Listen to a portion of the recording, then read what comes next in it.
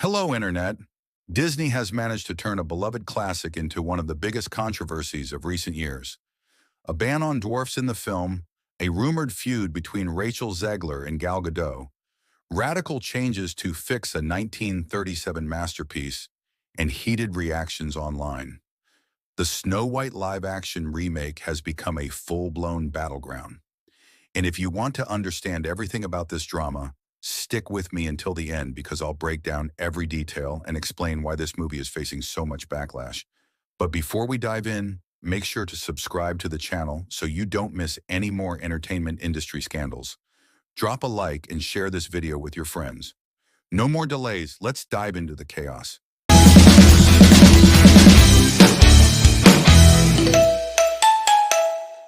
Every few months, a new controversy pops up surrounding this Snow White adaptation. There's always a controversial interview, an unexpected statement, or yet another script change. And of course, the internet goes into meltdown with heated debates. To help you keep track of this mess, we've organized all the controversies in chronological order. So get ready, because there's a lot for us to talk about.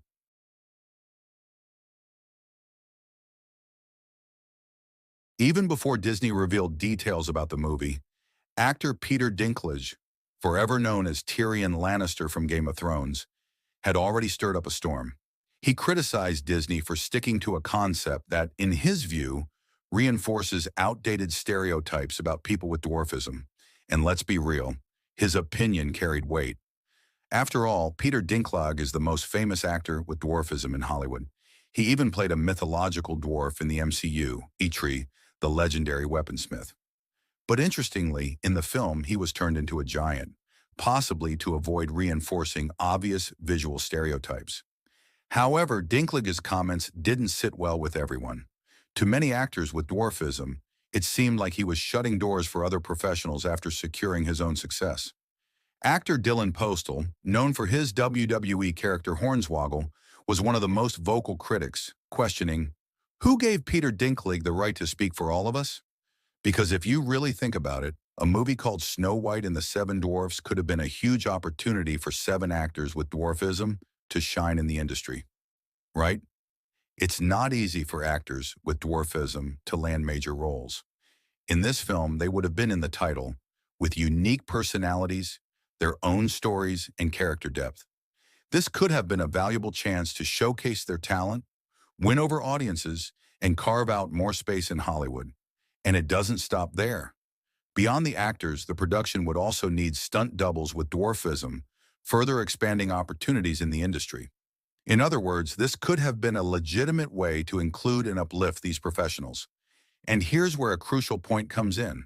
Sometimes, in the attempt to be inclusive, people end up being even more exclusionary.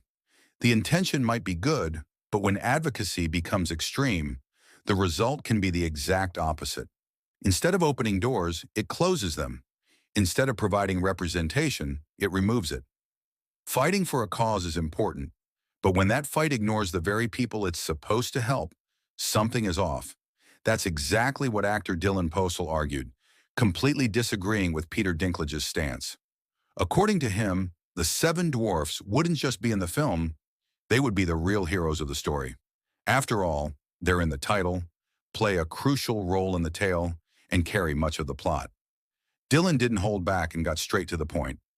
These roles were made for people like me. But Dinklage's criticism had already left its mark.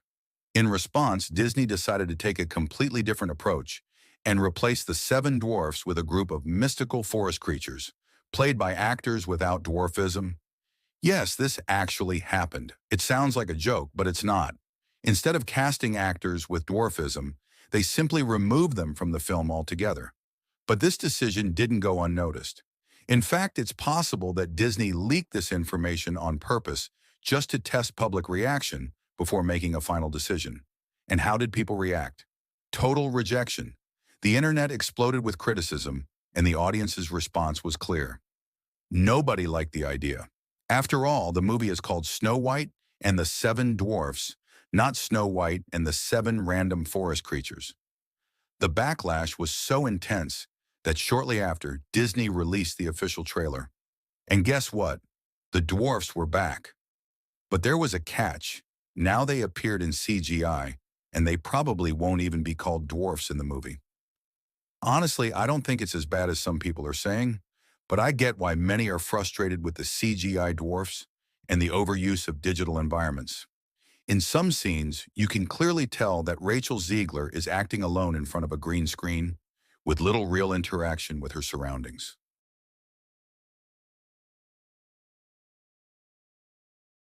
This is one of the main points of discussion about the movie. Rachel Ziegler has a very assertive stance and doesn't hold back in her interviews. She expresses herself directly without trying to please anyone, which in today's highly polarized world naturally attracts both admirers and critics. It's no surprise that over the past few years, she has accumulated many haters since rising to fame in Hollywood. Despite her talent as an actress and singer, Rachel still faces significant rejection from the audience. The reason? Most people don't live immersed in activism. The general public is focused on their daily lives, work, family, leisure, and isn't constantly analyzing everything through a political lens or championing causes all the time. The reality is that this kind of extreme activism has lost momentum. Even those who were once highly engaged have grown tired of the constant discourse. A good example is Jennifer Lawrence, who years ago made strong statements about the male gaze, but now admits she feels embarrassed about some of the things she said back then. What was once seen as necessary now feels excessive to many people. In recent years, this rhetoric has dominated pop culture, movies, TV shows, video games, social media, and has become omnipresent. However, the audience seems to be burned out by it. That being said, it's important to clarify. I'm not saying Rachel Zegler deserves the extreme hate she receives. Of course not. The internet is full of exaggerations, and some criticism goes way too far. But it's also undeniable that some of her statements sparked unnecessary controversies and negatively impacted the film's reception. She could have avoided many of these issues simply by being more strategic in her interviews. Another major controversy revolves around Gal Gadot, who plays the evil queen. As widely known, she is Israeli, and during the conflict between Israel and Hamas, she expressed support for her country. In one of her posts, Gal stated that the world should not stay silent in the face of terrorist attacks. And honestly, it's hard to understand how anyone could criticize her for that. What she did was call out a Hamas attack that resulted in the deaths of over 1,000 innocent civilians in Israel, her home country. What's the issue with that? That's completely natural. How could anyone be mad at Gal Gadot? But do you know what happened after that? She started getting heavily attacked on Twitter. A flood of criticism emerged, with many people calling her a Zionist and hurling all kinds of insults at her. This fueled an internet-driven narrative. Pro-Israel Gal Gadot versus activist Rachel Ziegler. To make things worse, unnecessary comparisons about their appearances started circulating, as if this rivalry was inevitable. As always, social media turned it into yet another online battle. At first, it all seemed like exaggerated speculation, just rumors, meaningless chatter, until the Snow White trailer was released. That's when Rachel Zegler made a post celebrating the trailer's success, which reached 120 million views in 24 hours. But in the middle of the celebration, she added, "And never forget, free Palestine." The statement came completely out of context. What does Palestine have to do with the Snow White trailer? The only possible connection? Gal Gadot. It gave the impression that Rachel deliberately included that message precisely because she was in the same project as Gal Gadot. To many, it felt like a direct provocation. At least that was the general public's interpretation. I'm not here to take sides, just stating the facts. But it's clear how messy things got behind the scenes of this movie, right?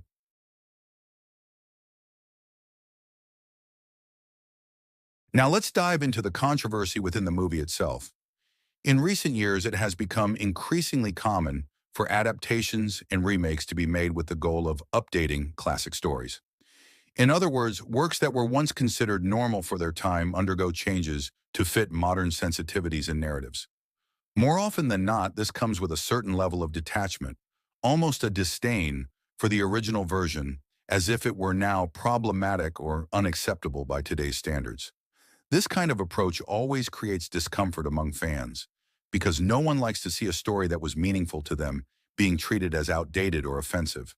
And it's no use saying, oh, but it's just a movie. It's not just a movie. Pop culture classics hold a deep emotional impact on audiences. These stories matter because they are part of the collective memory of generations. And in the case of Snow White, even people who typically support progressive changes started questioning some of the decisions made by the production. It all started with the reimagining of the dwarfs. Then came statements from Rachel Zegler, who claimed this would be a modern version of Snow White. She stated, "We are no longer in 1937, so Snow White won't need to be saved by the prince." She also said that in the original film, the prince was essentially stalking and following Snow White in a creepy way.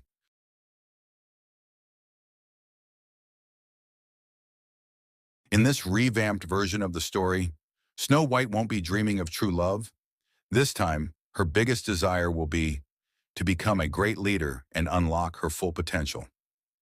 In other words, this will be a fearless, strong, and independent Snow White, bringing a girl power approach to the character.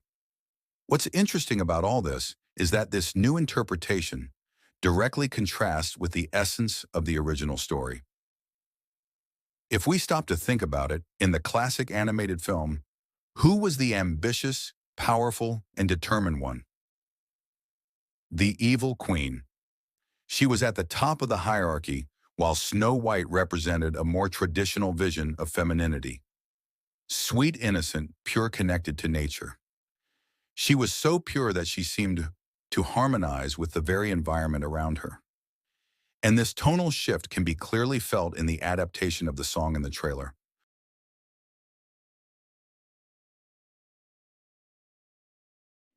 Whistle while you work.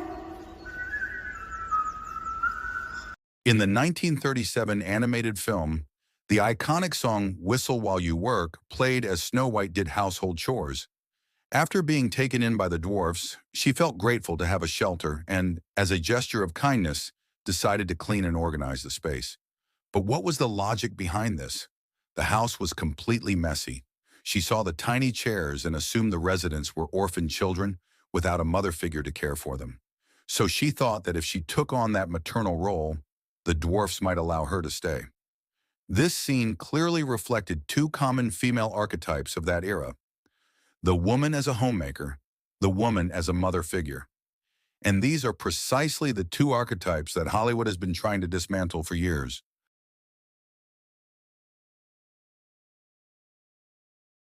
Now compare this same scene in the live-action trailer. Instead of Snow White cleaning the house as a gesture of kindness, instead of taking on a nurturing role, she now takes a leadership stance. The dwarfs are no longer leaving for work. They are inside the house, and instead of tidying up, she simply sings and whistles while giving orders for them to clean. Now the whistle sounds like a command, not an innocent melody. In the original animation, work happily, everything will be fine. In the live action, you clean, I whistle. This change creates a huge narrative contrast. In the classic version, Snow White was not just beautiful in appearance, but also in kindness and humility. The evil queen represented authority, cruelty, competitiveness, while Snow White was sweet, generous, kind. This was the essence of the story. It was this genuine sweetness that won over the prince. It was why the evil queen envied her. But in the live-action version, this entire dynamic has been reworked. The storyline itself seems to have been rewritten from scratch. Disney defends these changes by saying the original story included outdated stereotypes that no longer fit today's mindset. But does this approach really make the movie better?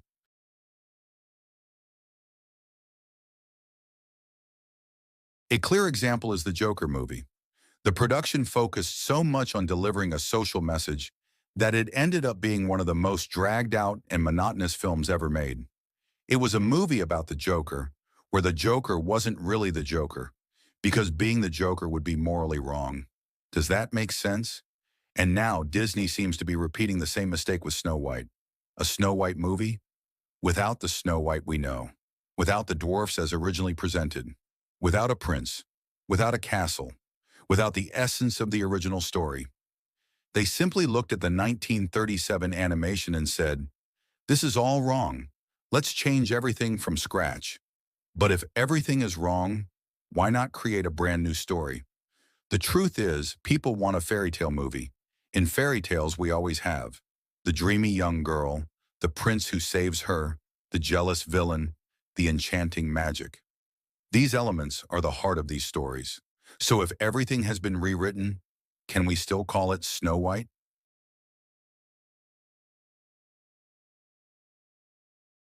Another major change is in the origin of the character's name. This time, Snow White doesn't get her name because of her fair skin. After all, actress Rachel Ziegler is Latina and has already stated that this role is significant to her as she wants Colombian and Latina girls to see themselves as Disney princesses. In the live action, the name Snow White comes from an accident she had in the snow as a baby. In other words, it has nothing to do with the original story. The producers justify this by saying that the 1937 animation reinforced the idea that fair skin was synonymous with purity and beauty, something they consider problematic in today's world. Of course, some of these discussions are valid, but the main question remains, if there's so much wrong with the original story, why not simply create a new film instead of completely changing a classic? Because often when this happens, the effect is the opposite of what was intended. The audience rebels against the changes. Representativity ends up being attacked amid the controversy. That's what happened with The Little Mermaid. Changing Ariel's ethnicity wasn't a problem in itself. The problem was that when several changes happen at the same time, the audience starts to see it as forced inclusion. And in the end, the backlash wasn't positive for either Disney or the actress. Let me ask you, was it really necessary to change so many aspects of the story?